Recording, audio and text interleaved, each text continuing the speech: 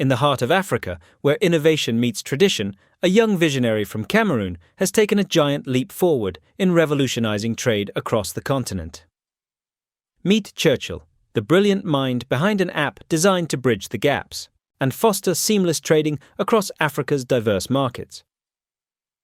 Today, we delve into his story and explore the incredible impact of Thea app on traders, communities, and the economy at large. Discover how one app is changing lives, creating opportunities, and shaping the future of trade in Africa. This is Amplify, giving voices to unsung heroes. Hello guys, my name is Churchill Nanje, Mambe Churchill Nanje. I'm a software engineer and entrepreneur based here in Buyam, the Silicon Mountain. My childhood was like every other, most Cameroonians, linked with global television, global TV shows, interest in toys and electronics, of course interest in self-driving car that could talk. I think that was when I left high school and came to Buyam. While in Buyam, I had decided that I wanted to have a year of a sabbatical, take one full year sabbatical, where I will figure out what I will do in my life. It was weird, a 17-year-old young man telling everybody, my mom, my dad, and you know what, I need 1 year sabbatical where I won't go to school. I just want to figure out what I'll do in my life. And within that year, I engaged into computer repairs training at Trustech, computer systems training at Trustech. And then it was just for me to have a skill. But while doing that, I got introduced into web programming by our networking teacher, Mr. Esai Omene. He showed us web programming. And when I saw web programming, I started just going to the cyber every day, wanting to build websites. And that is how I started this journey. The way e-commerce is built is not the way Cameroonians normally shop every day. And so with Buyam, we are trying to see how we can, why first, the question we're answering is, why is e-commerce not mainstream in Cameroon? Why don't we have 10 million Cameroonians shopping online? And how can we make that happen? And that's the question we're answering every day at Buyam. But how did it start? In 2014, this young man met me, his name is Kevin. He met me and told me he is doing e-commerce, but he goes to shops, takes their products, adds his margin, and then posts on Facebook. He had a Facebook page, and he wanted me to build him a website. I charged him 50,000 francs for the website back then, and I built it for him. And from there, I started supporting him. He didn't have a shop. He didn't even have products.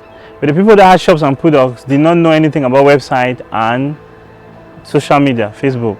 So he capitalized on that loophole and started doing it. He grew the business to making from zero to making tens of millions every year. And by 2018, he came to me and said, let's build a mobile app because everything is going mobile. So I told him that if you want me to build your mobile app, no problem, but you have to pay me minimum 1 million francs. He said at the time he didn't have 1 million francs to invest in technology. So by 2020, after I exited Njoku, I started looking around what I would do next. I realized that there was a vast e-commerce is the thing and it's not mainstream. And Kevin has been doing it, and I've been hosting his website and supporting him all these years.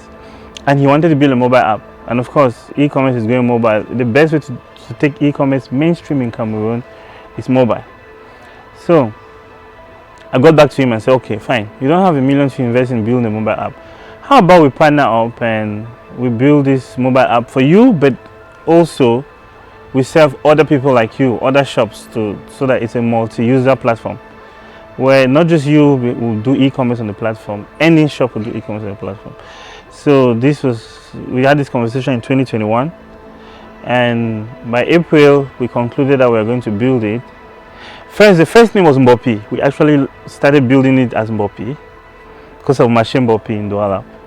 And from April, we built the first version and we launched it we're to launch it by June. By the time we were about to launch it, we went to look for the Mbopi name.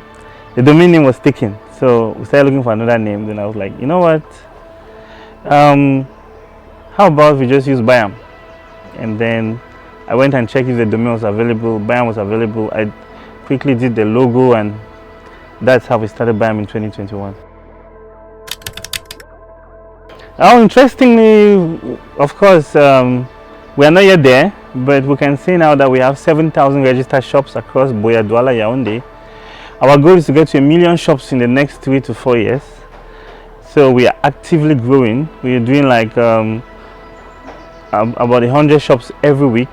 The growth team is doing an amazing job, but we want to get to a point where we can even be doing 1,000 shops every week. The difficulty here is we have to go and manually verify each of these shops and before approving them for security reasons. So yeah, in numbers wise, we have 7,000 registered shops on the platform. We are serving over 100,000 Cameroonians every month. We have 4 key teams, 4 core teams. The number 1 team, which is the core of the platform, is the product and technology team. So it's made of engineers, software engineers, product designers, software engineers, data scientists. So this team has like 10 people who work every day to figure out how to make the software easy to use, how to make the search perfect, how to make the recommendations better, how to make our image search work better, how to use data to help our vendors and our resellers.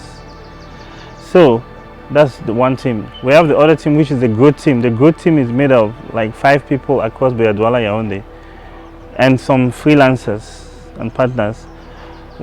All they do is they are marketing the platform to shop owners and they're onboarding the shop owners every day. And then we have the success and support team. It's made up of 5 people. All they do is make sure that vendors, resellers, consumers succeed on Buyam. And then we have the final team, which is the business team, that makes sure that we are constantly serving customers and making money. But yeah, the first challenge has always been just the fact that Cameroon is not branded well for tech. The second challenge is infrastructure. You know, and you will just get power, but your client will not care if they get power or not. You have to deliver, or they don't even know what it means that there was blackout. Or in the case of Buyam, investors will not know if there was blackout or something. You have to keep working. Even users, consumers will not know if there was blackout. You have to serve them all the time. And of course, internet challenges. You're trying to work, but the internet is either slow or not working well. This goes both ways. For the internal team and for the consumers and the vendors. A vendor wants to be able to upload products on Buyam, but the internet is disturbing. And if they cannot upload products on Buyam, our over 100,000 consumers will not see these products. And if they can't see this product, that person will not be able to benefit from Buyam, you know. It's also very hard for you to raise capital from Cameroon as a Cameroonian, which goes back to the first point. So those are some of the challenges we're facing. You know, when I started, like in 2006, I had no social life. It was just about tech, code non-stop. And lucky for me, my girlfriend at the time, she was a medical student, so she too didn't have time, so it worked. But now, I mean, it's been a couple of years, things are stable, and I'm not as young as I used to be. So I ensure that from time to time I take short holidays, or I really like spending time by the sea. So I can go to Limbe, I can go to Quibi, or I can go wherever, maybe like Zanzibar, just to relax. And yeah, I don't drink, so I don't, and most times in Cameroon, what we do for socials, we go to bars and all that. But since I don't drink, I don't go to bars. But then most times too, I make time to spend with family. And when I'm not working, I'm either home with my son, or we're going out, or I'm traveling, or just watching a movie, or listening to music, or playing music, because I play the piano, so I can sit on my piano and play music, just to get out of the world of tech, because it can be very challenging. Going to school, I was a straight A guy, and due to it's easier for me to communicate with other straight A guys. So most times when I want to hire people, I hire straight A guys. I would definitely do tech and maybe dive more into my passion for physics and start looking at batteries and electric cars and all that, yeah. But yeah, I've always been in tech.